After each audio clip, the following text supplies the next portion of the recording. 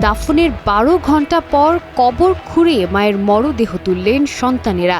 পরিবারের দাবি, মৃত নারীর ছেলে মেয়ে জিনের নির্দেশে এমন পদক্ষেপ নিয়েছে।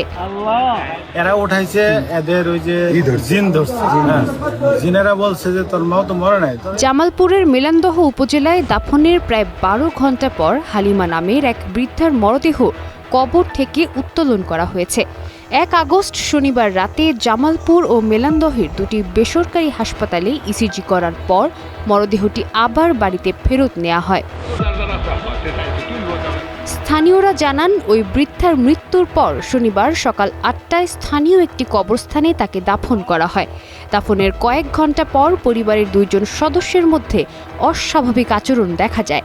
এক পর্যায়ে দাবি করা হয় মৃত নারীর ছেলে ও মেয়েকে জিনে আসর করেছে এবং তাদের মা বেঁচে আছে বলে জিন তাদের জানিয়েছে। আমাদের ওই যে জিন থেকে এই ঘটনা যে তোর মাকে তোর মায়ের মারা যায় না, নাচি তোক মারার জন্য। এই ঘটনায় ক্যামেরার সামনে কোনো কথা বলেনি পরিবারের সদস্য ও চিকিৎসকেরা। পুরো বিষয়টি সামাজিক যোগাযোগ মাধ্যমে ছড়িয়ে পড়ায় জেলা জুড়ে ব্যাপক চাঞ্চল্যের সৃষ্টি হয়েছে।